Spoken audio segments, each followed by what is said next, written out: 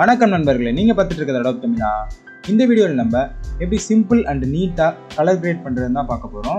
இந்த colour great பண்றதுக்கு நம்ம வேற எந்த ஒரு அட்ஜஸ்ட்மெண்ட் டூலும் யூஸ் பண்ண போறது இல்ல. ஒன்லி ஒரே ஒரு ஃபில்டர் தான் யூஸ் பண்ண போறோம், கேமரா ரா ஃபில்டர். நீங்க ஓல்டர் வெர்ஷன் போட்டோஷாப் யூஸ் பண்றீங்கன்னா உங்களுக்கு கேமரா ரா ஃபில்டர் இல்லைன்னா அதை வந்து பிளகின் தனியாக டவுன்லோட் பண்ணிக்கோங்க. ஜஸ்ட் இன்ஸ்டால் பண்ணிட்டு போட்டோஷாப் ரீஸ்டார்ட் பண்ணீங்கன்னா உங்களுக்கு கேமரா ரா ஃபில்டர் வந்துடும். நம்ம சேனலை நீங்க இப்பதான் முதல் தடவை பார்த்துட்டு இருக்கீங்கன்னா மறக்காம சப்ஸ்கிரைப் பண்ணிட்டு பாருங்க. சரி, வாங்க வீடியோக்குள்ள போலாம்.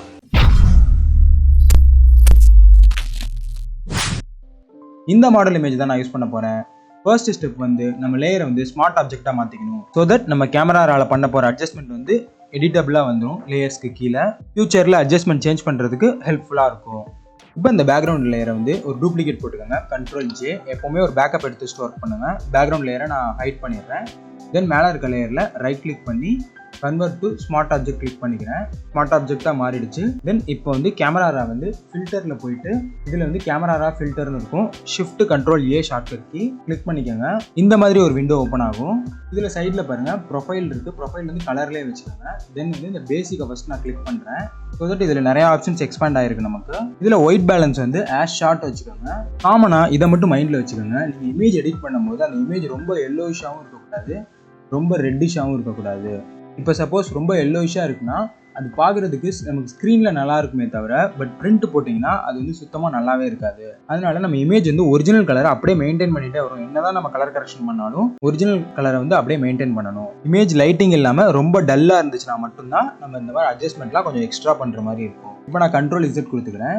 ஸோ நமக்கு இந்த மாடல் இமேஜ் வந்து லைட்டிங் எல்லாமே பர்ஃபெக்டாக இருக்குது. ஸோ இதை இன்னும் கொஞ்சம் லுக்கை பார்க்கலாம். இப்போ இந்த டெம்பரேச்சர் அண்ட் டிண்ட்டை வந்து லைட்டாக அட்ஜஸ்ட் பண்ணுங்கள். நான் டெம்பரேச்சர் +6 கொடுத்துக்கிறேன்.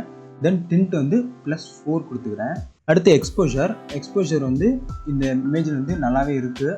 ஸோ அதை லைட்டாக நான் இன்க்ரீஸ் பண்ணிக்கிறேன், ரொம்ப லைட்டாக 0.2 மட்டும் கொடுத்துக்கிறேன்.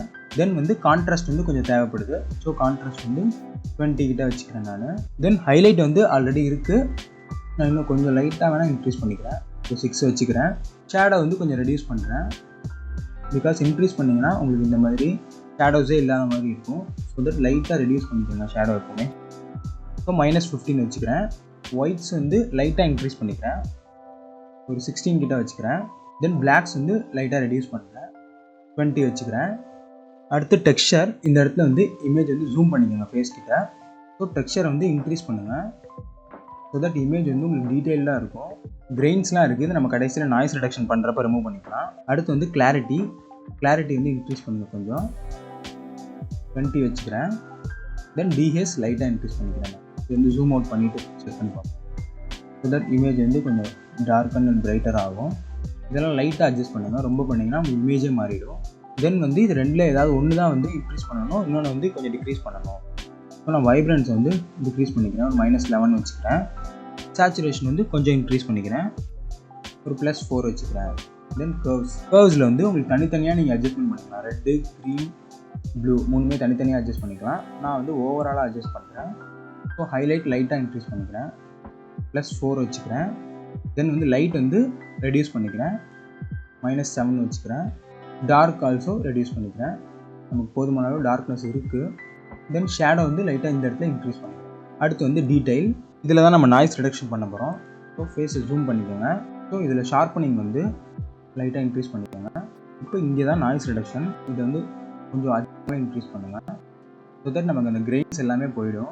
ஒரு 39 கிட்ட நான் வச்சுக்கிறேன். தென் colour noise reduction, colour noise எல்லாமே ரிமூவ் ஆகும். இது ரொம்ப அந்தளவு டிஃப்ரென்ஸ் தெரியாது, பட் இருந்தால் நீங்கள் இன்க்ரீஸ் பண்ணிக்கோங்க.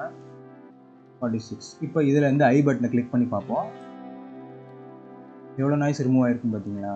அதுக்கு தான் இந்த ஆப்ஷன் யூஸ் பண்ணுறோம். தென் அடுத்து வந்து கலர் மிக்சர், இதில் வந்து நீங்கள் எதையுமே கண்ணா பின்னான்னு அட்ஜஸ்ட் பண்ணிடாதீங்க. இதில் 2 ஆப்ஷன் இருக்கும், HSL கலர்ன்ட்டு. HSL கிளிக் பண்ணிங்கன்னா இதில் வந்து எல்லாமே இதிலே வந்துடும், ரெட்டு, ஆரஞ்சு. ஃபார் எக்ஸாம்பிள் வந்து இந்த பேண்ட்டை வந்து நான் கலர் மாற்றுறேன்னு வச்சுக்கோங்க.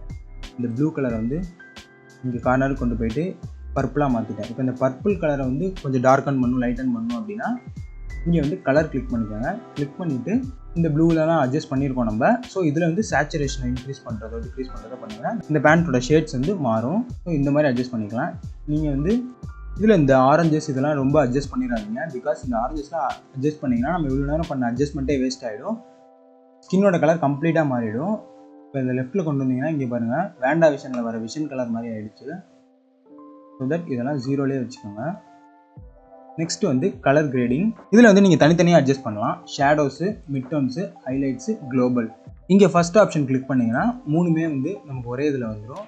ஸோ தட் இது நமக்கு எவ்வளோ வேணுமோ அட்ஜஸ்ட் பண்ணிக்கலாம்.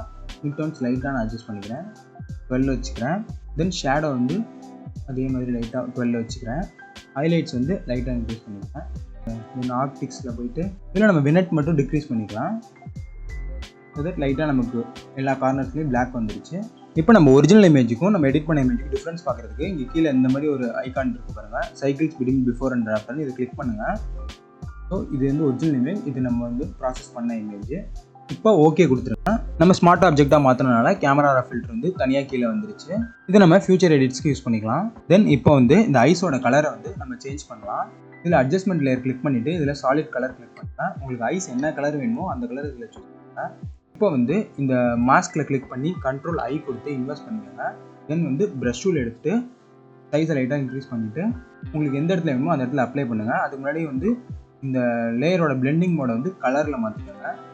இப்போ மாஸ்கில் கிளிக் பண்ணி இப்போ இந்த இடத்துல பெயிண்ட் பண்ணலாம்.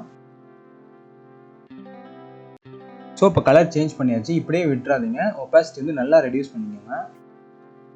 தென் ஃபைனலாக ஃபேஸில் இருக்க இந்த டாட்ஸு, சின்ன சின்ன பிம்பிள்ஸ் இதெல்லாம் ரிமூவ் பண்ணலாம். இதை வந்து நீங்கள் இனிஷியலாக கூட பண்ணலாம், பட் நான் வந்து ஃபினிஷ் பண்ணிட்டு பண்ணுறேன். கண்ட்ரோல் ஷிஃப்ட் ஆல்ட் இ கொடுத்துக்கிறேன். ஸோ இதை நம்ம பண்ண அட்ஜஸ்ட்மெண்ட் எல்லாமே சேர்த்து ஒரே லேயரில் வந்துடும். ஸோ இப்போ ரீடச் பண்ணுறதுக்கு வந்து ஒரு எம்டி லேயர் ஓப்பன் பண்ணிக்கோங்க. தென் வந்து இங்கே spot healing brush tool click பண்ணிக்கோங்க. மேலே வந்து சாம்பிள் ஆல் லேயர்ஸ் செக் போட்டுக்கோங்க. ஸோ தட் நம்ம இந்த லேயரில் அட்ஜஸ்ட்மெண்ட் பண்ணாலும் அது இந்த லேயரில் அஃபெக்ட் ஆகும். இப்போ இதில் மேலே ஆப்ஷன்ஸ் வந்து கண்டென்ட் அவர் இருக்கணும், ஜூம் பண்ணிக்கோங்க. இந்த ஸ்பாட் ஹீலிங் ப்ரஷ் டூலை பற்றி நம்ம டீட்டெயிலாக ஒரு வீடியோ போட்டிருக்கோம், அது மேலே ஐ பட்டனில் கொடுத்துருக்கேன், பார்க்கணும்னு விருப்பப்படுறவங்க பார்த்துக்கோங்க. ஆல்சோ இதில் இருக்க எல்லா டூலுமே நம்ம டீட்டெயிலாக போட்டிருக்கோம். Healing brush tool, patch tool, content aware tool, இது எல்லாமே டீட்டெயிலாக வீடியோ போட்டிருக்கோம். இது எல்லாத்தையும் தெரிஞ்சுக்கிட்டிங்கன்னா உங்களுக்கு பக்காவாக ரீடச்சிங் பண்ணுறதுக்கு ரொம்ப யூஸ்ஃபுல்லாக இருக்கும். சரி, இப்போ ஸ்பாட் ஹீலிங் ப்ரஷ் டூலை வச்சு நம்ம ஜஸ்ட்டு இந்த ஸ்பாட்ஸை மட்டும் ரிமூவ் பண்ணுவோம். ஒரு சிம்பிளான ரீடச் பண்ணுவோம். இப்போ அந்த சின்ன சின்ன ஸ்பாட்ஸ்லாம் நம்ம ரிமூவ் பண்ணிட்டோம். பிஃபோர் அண்ட் ஆஃப்டர் பாருங்கள். இப்போ நம்ம ஃபைனல் அவுட்புட்டோட ஒரிஜினல் இமேஜை கம்பேர் பண்ணி பார்ப்போம். ஒரு நல்ல ஒரு லுக்கப் கிடச்சிருக்கு.